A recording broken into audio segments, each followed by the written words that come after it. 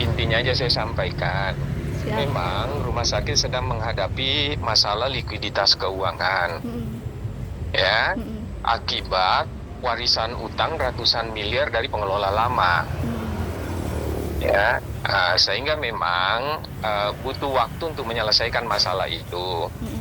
Tapi saat ini sebetulnya sudah banyak kita sudah mengansur itu kurang lebih 60 miliar saat ini, ya, mulai dari bulan bulan ketika saya masih itu kan bulan 10 ya, bulan 10 11 sampai saat ini kita sudah mengansur, sehingga saat ini sebetulnya meskipun memang ada beberapa obat yang masih tidak bisa kita dapatkan karena keterlambatan pembayaran, tapi sebagian besar obat sudah bisa ada, ya. Yang kedua, utang ke pegawai itu juga, jasa sebagian juga kita udah bayar sebetulnya, ya, sudah kita bayar. Cuma memang masih ada utang, tapi tidak 7 bulan sebetulnya, ya, 7 bulan tidak sampai, karena sebetulnya yang tersisa itu November Desember di 2024, ya. November sebetulnya di bulan Mei rencana kita bayar, cuma memang ada kendala teknis. Tapi hari ini yang November kita akan bayar, dan mungkin akhir bulan Juni ini nanti yang Desember kita bayar, sehingga utangnya untuk 2024 selesai. Itu untuk Jadi yang utang jasa medis ya, Pak ya? utang sebetulnya itu nggak sampai 7. 7 November, bulan. Desember, Januari, Februari, Maret. 5 bulan ya, Pak? Nah, April. Ya, 5 bulan, April. Kalau Mei sendiri kan belum bisa, baru selesai kemarin. Kita kan harus butuh waktu. Butuh waktu untuk menagihkan ke BPJS. Nanti BPJS bayar. Jadi itu hanya 6. Dan biasanya memang selama ini gap-nya itu 2 bulan. Jadi memang sebetulnya yang real utangnya kita itu hanya sekitar 4 bulan. Karena memang gap-nya selalu 2 bulan. Jadi contoh, bulan 5 ini kita masukkan. Nanti kebayar itu kira-kira bulan 7.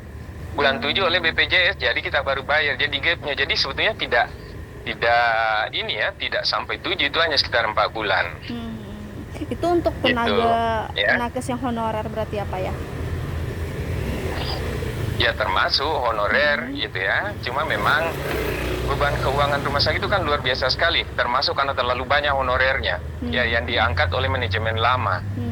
Dan itu membutuhkan pembayaran puluhan miliar setiap tahun di tengah tekanan keuangan.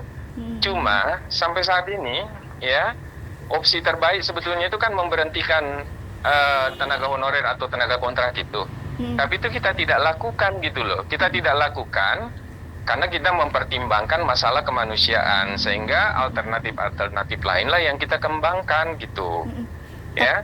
Izin Pak, jika misalkan itu di PHK atau gimana gitu, nah itu kan sedangkan tenaga kesehatan sekarang sangat dibutuhkan. Nah itu seperti apa Pak? Enggak juga.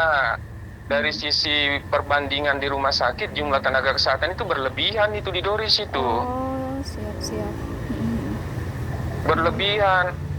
Berlebihan tenaganya itu. Makanya sejak saya masuk bulan 10, saya putuskan tidak menerima tenaga kontrak lagi. Ya karena memang rumah sakit kan harus disehatkan. Ini kan model perahu. Kalau penumpangnya terlalu banyak, salah-salah, atau tidak seimbang dengan kemampuan perahu, salah-salah perahunya yang tenggelam. Lebih bagus kan sebetulnya pilihannya adalah memberhentikan sebagian, tapi sampai saat ini itu belum jadi opsi kita gitu loh. Kalau toh ada, ya sekarang opsinya hanya satu, tidak lagi menerima kontrak dulu sampai situasi keuangan rumah sakit membaik. Kedua, kalau ada yang mau mengajukan pengunduran diri, ya kita percepat keluarnya gitu kan. Kemudian kami lagi sebetulnya memikirkan adalah memberikan pesangon kalau mau mengundurkan diri supaya bisa sehat ini rumah sakit. Baik. Pak, ya. Ini kan kalau cuma ya ini tidak usah diangkat. Ini kan bukan kerjaannya saya, itu kan kerjaan manajemen sebelumnya. Kita ini hanya mencoba menyelesaikan masalah rumah sakit, cuma memang butuh waktu. Bahkan perkiraan saya, persoalan rumah sakit itu baru selesai di bulan 11 tahun depan, keuangannya rumah sakit. Baik.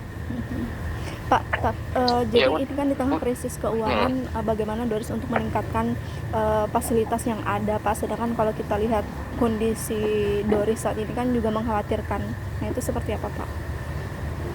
Apa itu? kondisi Doris sendiri kan mengkhawatirkan Pak, baik terkait fasilitas dan segala macam sarana prasarananya. Nah, di tengah krisis Enggak keuangan ini juga, seperti enggak apa, Pak? juga sebetulnya. Mm-mm. Tetap bisa berjalan. Memang misalnya nih ada kerusakan alat, tapi itu kan kita bebankan ke APBD. Prosesnya sudah lagi proses perbaikan. Ini sementara kita lakukan. Ya mestinya kalau rumah sakit sehat itu tidak perlu di APBD sehingga kan tidak perlu dilelang sehingga lebih cepat. Ya cuma masalahnya sekarang kan uangnya rumah sakit memang berat. Saya bilang tekanan likuiditasnya nggak main-main gitu loh. Nah, cuma yang kita pastikan bahwa pelayanan-pelayanan untuk emergency maupun life saving, ya penyelamatan jiwa itu kita utamakan sehingga tidak terganggu gitu loh. Baik. Siap, Ya, siap Bapak. sebetulnya di Kalteng PD itu kan saya sudah jelaskan semua juga di situ, tinggal dibaca aja. Oh iya, karena ya betul Pak, Ya. Kaltengpedia yang Saya, ya silakan dibaca, penjelasan saya sudah jelas di situ. Dan saya sebetulnya tidak menutup-nutupi ini masalah, cuma nggak ada yang nanya aja ke saya gitu loh. Ya betul. Ya, bukan saya yang bikin kok, kenapa harus saya tutup-tutupi? Ya nggak? Siap Pak. Berarti itu memang Iya, karena ini kan manajemen yang lama. saya ya, Pak? ini kan cuma dapat bagian cuci piring, cuci pantatnya orang yang habis berak ini. Betul. Iya kan, tapi kan tanggung jawab moral saya menyelesaikan masalah ini dengan bertahap. Karena utang yang diakui oleh BPK ya hasil pemeriksaan terakhir itu 120 miliar loh, bukan 10-20 miliar yang saya harus selesaikan. 120 miliar itu pun sebetulnya pengelola lama itu tidak jujur, karena ketika saya masuk laporannya cuma 24 miliar utangnya rumah sakit. Baik Pak. Ternyata dalam perkembangannya berkembang terus utang itu sekarang yang diakui per 31 Desember 2024 itu 120 miliar. Wajar rumah sakit nggak punya duit menyelesaikan masalah-masalah yang tidak penting gitu loh. Contoh misalnya dipersoalkan jalanan berlubang, ya nggak ada duit, memang mau diapain, lebih bagus kan kita selamatkan obat. Bisa membayar gajinya tenaga kontrak, itu tidak pernah terlambat kami, ya tidak pernah terlambat membayar itu. Memang sempat kemarin karena ada ketidaksinkronan antara tekon APBD dengan tekon rumah sakit, sehingga kita kita upayakan dibayar bersamaan. Tapi sekarang perintahnya saya, mana duitnya yang tersedia itu duluan. Ya. Baik, Pak. Nah, gitu. Dalam situasi krisis seperti ini kan kita akan mendahulukan yang sifatnya penyelamatan jiwa gitu loh. Kalau hanya yang aksesoris seperti jalanan masuk yang berlubang, nantilah belakangan, tidak akan mati juga orang gitu loh. Ya kan? Nah, ada lagi. Izin Pak, untuk utang yang sebanyak 120 miliar itu tadi, utang untuk apa Pak? Untuk prasarana atau gimana? Macam-macam. Macam-macam ya Pak ya? Utang untuk obat, utang untuk bangunan fisik. Saya juga kaget 2023 itu masih ada utang fisik belum dibayar oleh manajemen lama. Utang fisik masih ini. Itu utang pembangunan, utang beli macam-macam lah, ya. Termasuk utang obat. Nah, kita kan harus mendahulukan bayar utang obat, bayar utang ke pegawai. Sampai saya bilang untuk utang fisik ya nanti aja, kalau 5 tahun lagi baru rumah sakit punya uang yang memadai, ya 5 tahun lagi baru bayar. Ya karena lebih penting menyelamatkan operasional rumah sakit. Iya betul Pak. Siap. Izin Bapak. Itu ya. Siap. Saya mau